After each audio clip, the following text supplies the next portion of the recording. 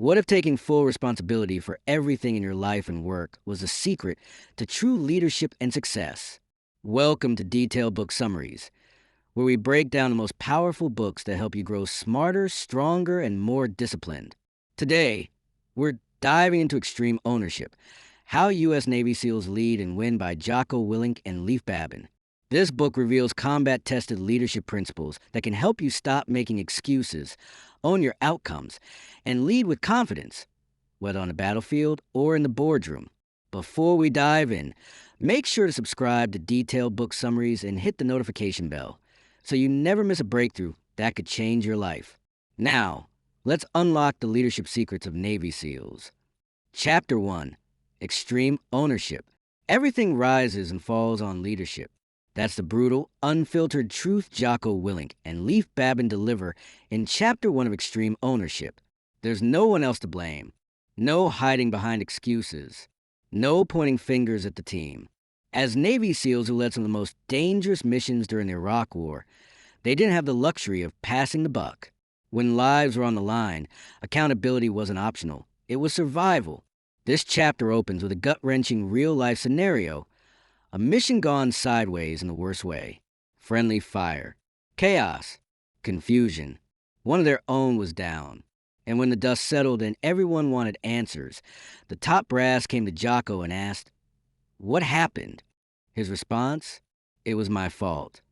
He didn't dodge responsibility. He owned the failure, completely and without qualification. Not because he was trying to be a martyr, but because he understood something most people never do. Leadership means owning everything in your world. Extreme ownership isn't about self-blame. It's about power.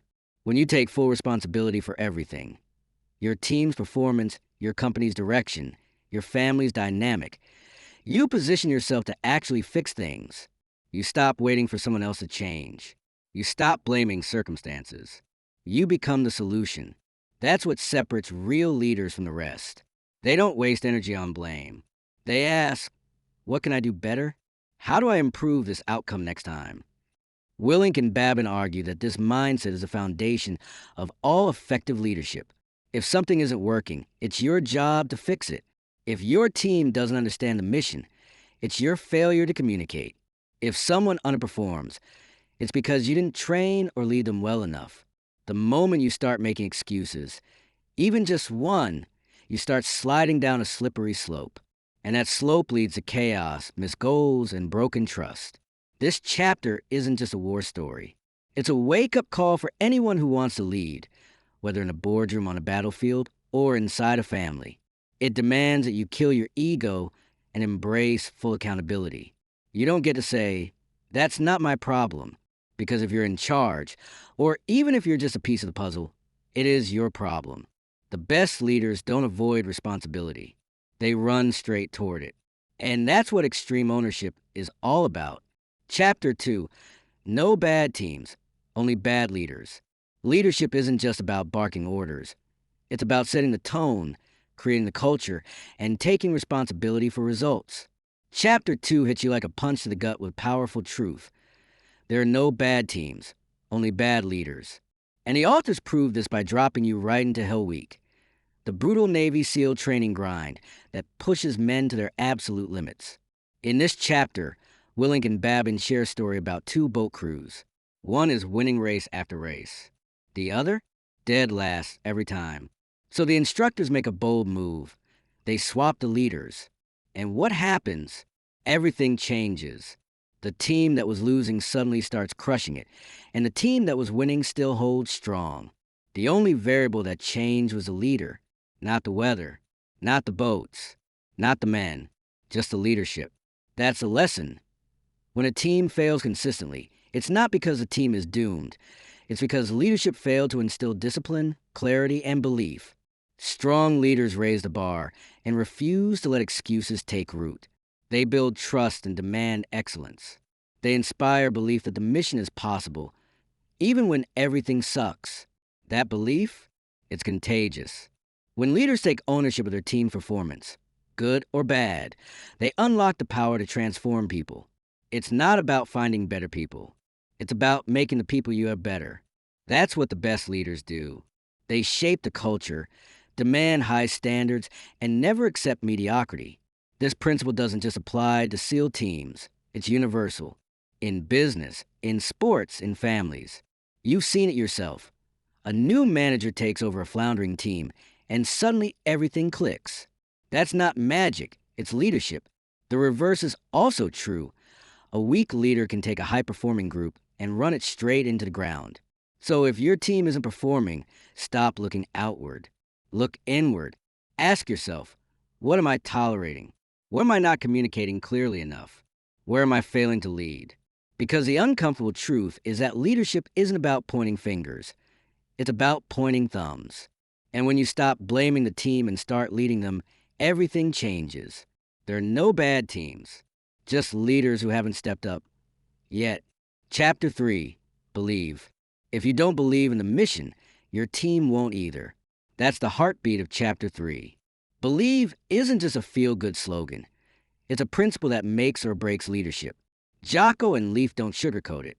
As a leader, you must fully buy into what you're doing. Not halfway, not only when it's easy. All in. The story that drives this home takes us back to the battlefield in Iraq. The SEALs were assigned a mission that didn't seem to make sense at first glance.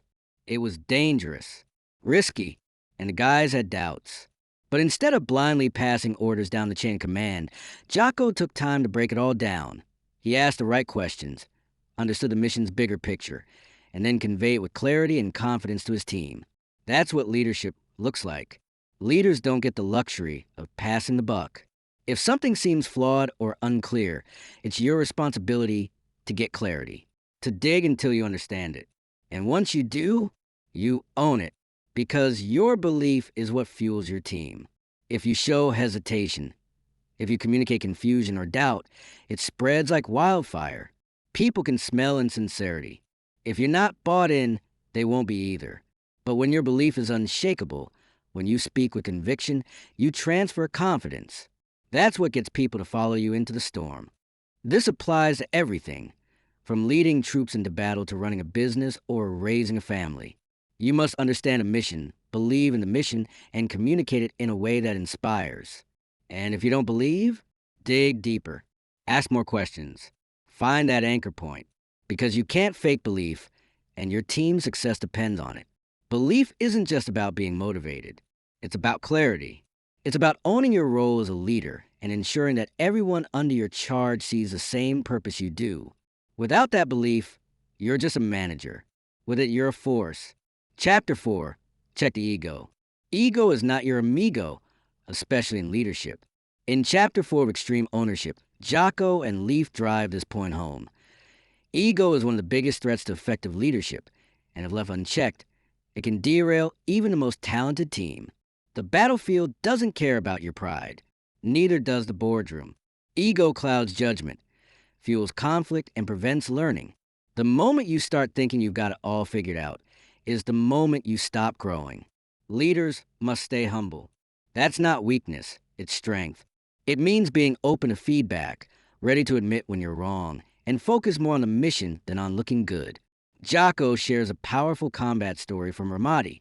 During a high-stakes operation, one SEAL leader failed to coordinate properly with Iraqi forces, believing his team could operate independently. That ego-driven decision nearly led to disaster. It wasn't a lack of skill. It wasn't poor planning. It was ego, plain and simple. And it almost cost lives. In the debrief, the lesson was brutal and clear. The mission comes first, not your pride. The enemy doesn't care about your rank or your resume. Success comes from coordination, communication, and humility. You've got to listen, learn, and adapt, even when your ego wants to prove something. This isn't just about war zones. It's about everyday leadership. Whether you're running a startup, leading a sales team, or managing a household, ego can be the silent killer of progress. It makes you defensive. It blinds you to better ideas. It puts your reputation ahead of results. So what do great leaders do?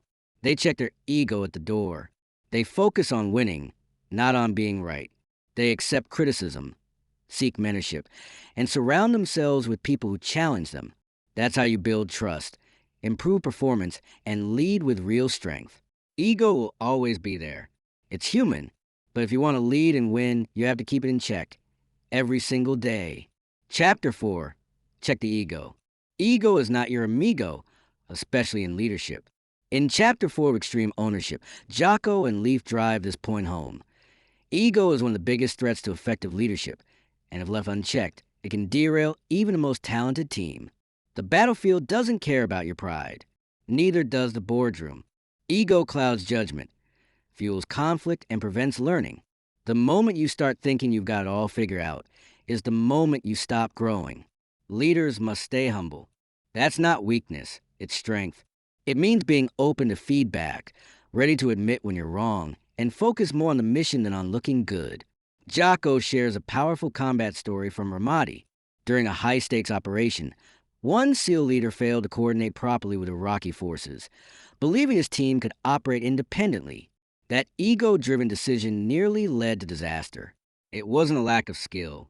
It wasn't poor planning. It was ego, plain and simple. And it almost cost lives. In the debrief, the lesson was brutal and clear. The mission comes first, not your pride. The enemy doesn't care about your rank or your resume. Success comes from coordination, communication, and humility. You've got to listen, learn, and adapt, even when your ego wants to prove something. This isn't just about war zones. It's about everyday leadership. Whether you're running a startup, leading a sales team, or managing a household, ego can be the silent killer of progress. It makes you defensive. It blinds you to better ideas. It puts your reputation ahead of results. So what do great leaders do? They check their ego at the door. They focus on winning, not on being right. They accept criticism, seek mentorship, and surround themselves with people who challenge them. That's how you build trust, improve performance, and lead with real strength. Ego will always be there. It's human, but if you want to lead and win, you have to keep it in check every single day. Chapter 5, Cover and Move. In Chapter 5 of Extreme Ownership, Jocko, Willink, and Leif Babin introduce a fundamental combat principle: cover and move. This isn't just battlefield jargon. It's a mindset. It's how Navy SEALs stay alive and win. But it's also how businesses grow, how teams thrive, and how leaders lead. Cover and move means working together. While one team suppresses the enemy, the other maneuvers to advance. No single element can succeed alone. Every part of the team supports the others.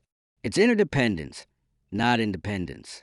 And in leadership, that translates to breaking down silos, killing off selfish behavior, and aligning everyone toward the same mission. Jocko recalls a mission in Ramadi where the SEALs had to coordinate with Iraqi soldiers and U.S. Army units. It was chaos. Everyone had their own priorities, and communication was sloppy. The result? Confusion, delay, and increased danger.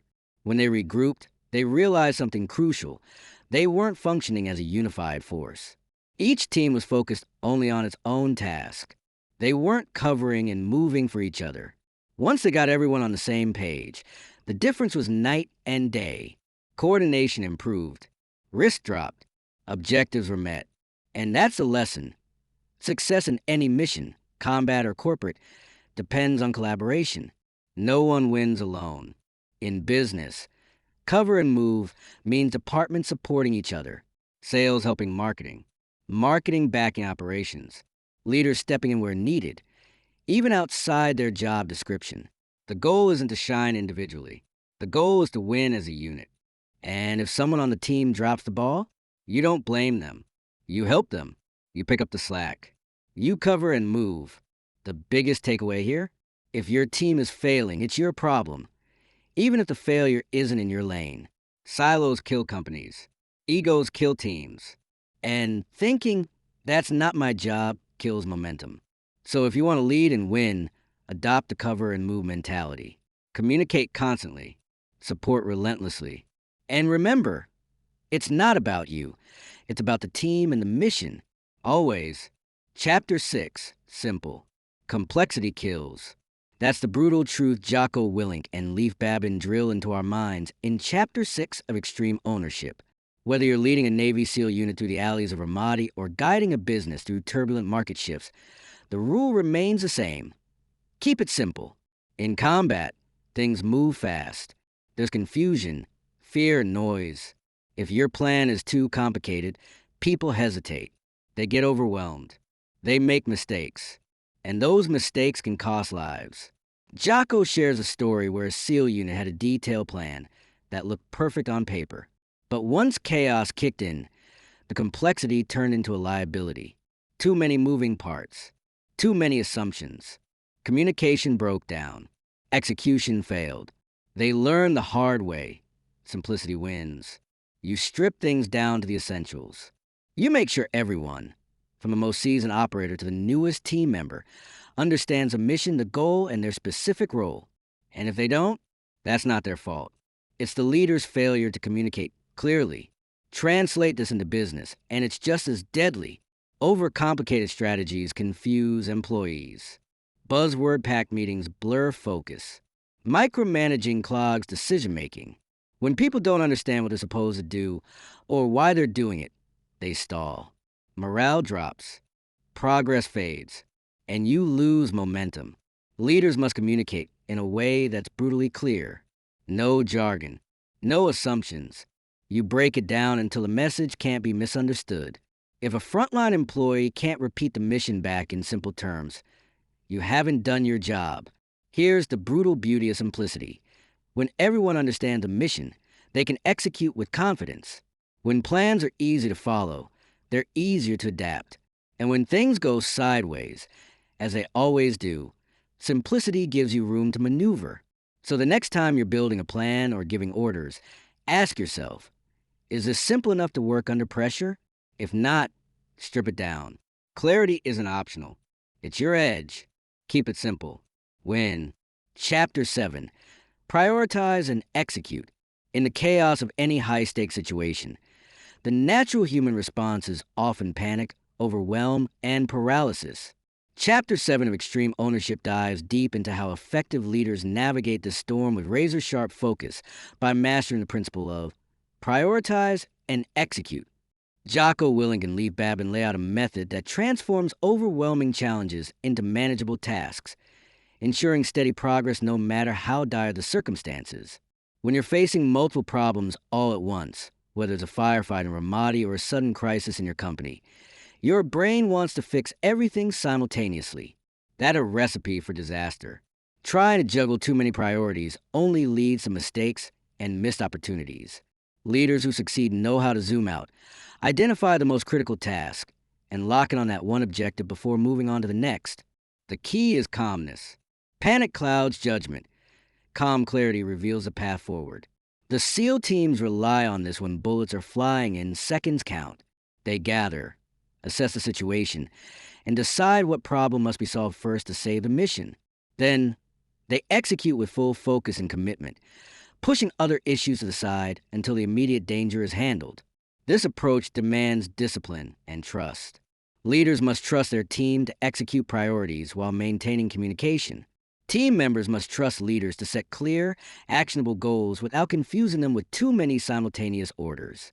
When everyone knows a priority and commits fully, the mission moves forward. In business, the lesson is just as powerful. Crisis strikes, projects pile up, and distractions multiply. The leader who can step back, prioritize the one or two most important tasks, and execute relentlessly will steer the ship through the storm. Multitasking fades away. Focus sharpens. Results follow. Prioritize and execute isn't just a technique. It's a mindset. It's about owning every challenge, breaking it into manageable chunks, and relentlessly attacking what matters most first. This simple, powerful principle is what separates leaders who flounder from those who win, even when the pressure is crushing. So when your world feels like it's spinning out of control, remember, calm down, prioritize, execute. That's how extreme ownership turns chaos into victory. Chapter 8, Decentralize Demand.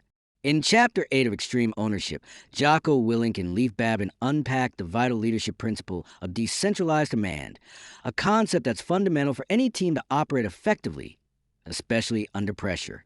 This principle means that no single leader can handle every detail or make every decision alone. Instead, Leadership must be distributed throughout the team, empowering junior leaders to take ownership and make decisions within their areas of responsibility. The battlefield examples from the SEAL teams make this clear. When a mission unfolds, junior leaders at the platoon or squad level are often the ones in the thick of the fight. If they don't understand the overall mission or lack the authority to make decisions, the entire operation suffers. Top-down command slows everything down and creates bottlenecks. Decentralized command solves this by giving smaller units the freedom to adapt and act quickly while still aligning with the overall mission. For decentralized leadership to work, everyone on the team must clearly understand the mission's purpose and the commander's intent. This shared understanding ensures that even when junior leaders make independent decisions, those decisions push the team closer to the desired end goal. Without this clarity, decentralized command turns into chaos, with different parts of the team pulling in conflicting directions. Decentralized command also requires leaders to train and trust their subordinates. Leaders must invest time to ensure their team members are competent, confident, and prepared to take initiative when the situation demands it. When trust is built and communication channels remain open, decisions flow faster, adaptability increases, and overall team performance improves. In the business world, this principle is just as relevant. Leaders can't micromanage every project, client, or employee. Instead, they need to delegate decision-making power to capable team members, enabling faster responses to challenges and opportunities. Decentralized command fosters accountability, encourages problem-solving at every level, and drives teams toward collective success. By embracing decentralized command, leaders multiply their impact. They create an environment where initiative thrives, responsibility is shared, and the entire organization moves fluidly toward its objectives. This chapter proves that extreme ownership doesn't mean doing everything yourself. It means empowering others to own their roles with the same intensity and clarity as you do. That's the power of extreme ownership. No excuses, no blaming, just taking full responsibility and leading from the front. Whether you're managing a team, building a business, or trying to improve your own life, these principles will transform the way you lead. Which lesson from today's summary are you going to apply first?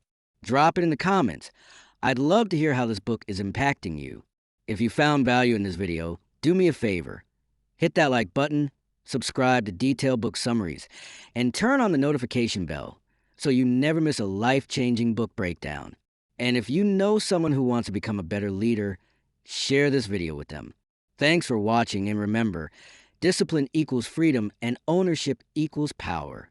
See you in the next one.